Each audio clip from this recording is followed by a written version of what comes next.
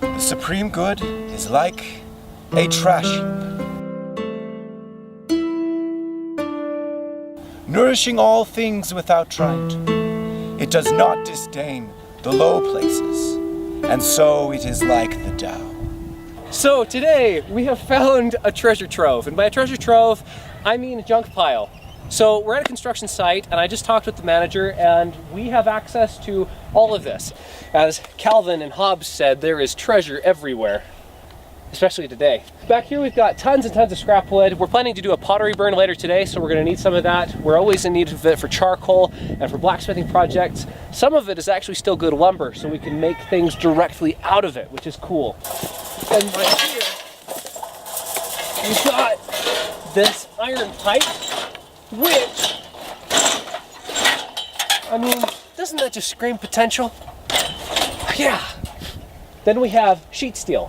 What are we going to use this for? I really don't know, but the potential is just breathtaking. So even though this is a treasure trove and it's not a junk heap, there's still junk here. I mean, I'm not going to take all of this home. I don't have enough space for it. But one of the things that helps me to sort out what is useful and what is not is to keep a running list of projects in the back of my head. And as a result of these projects, I'll be thinking, man, I need an anvil stand. And so when I see something that will fit that bill, I see its value for that specific purpose. And that list of projects in my case is just ginormous. There's a million and one things that I'm planning to do. For example, as I look at all these branches here, I'm thinking about making a hand spindle fire, and I'm looking at what type of wood it is to see if it'll work well for that. I'm also thinking about making a wattle and daub hut, and the straight pieces would be very useful for that. Up there, that looks a lot like box elder maple, which is really good for friction fires, and you can use the thicker sections to make pipes for air, for blowguns or things like that. Over here in the corner, we've got a plastic drum that's probably made out of, looks like polypropylene. And if that is indeed made out of polypropylene, then that will fit into a plastic recycling project that I have a little bit ways down the road. Over here in the corner, we've got a sheet of aluminum. Aluminum we can melt with the foundry project that's coming up in a future video. Now, to a modern person, this does not look like much. This is a scrap piece of steel, and it has just been hucked into the pile as if it were junk. And to the modern eye, that's because it is junk.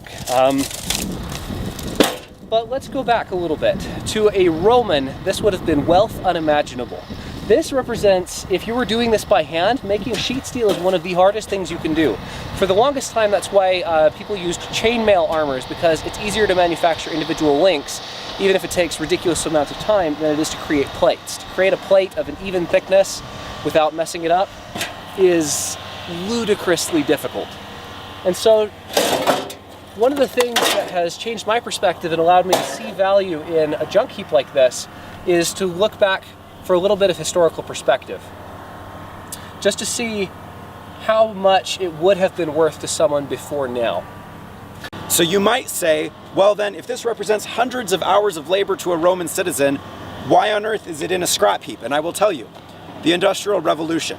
The Industrial Revolution and the economic developments we've made since then have made it so that we can produce huge amounts of raw materials and huge amounts of barely processed materials like scrap steel, and we can do it insanely cheaply.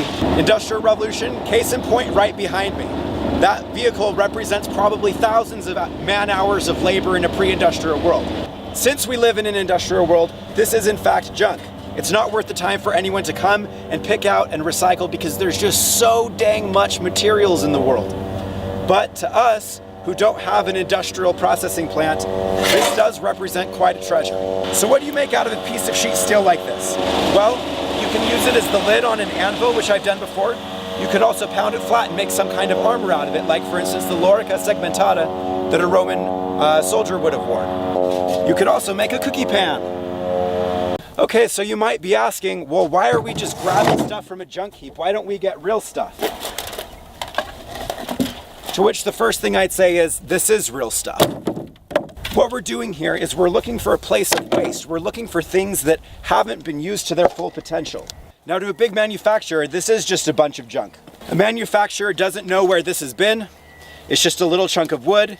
It's no good. They don't have the time to come and dig it out and process it out. This is actually one of the big problems sometimes with recycling, is that it's very difficult to separate out materials, which pops up in a number of different recycling industries.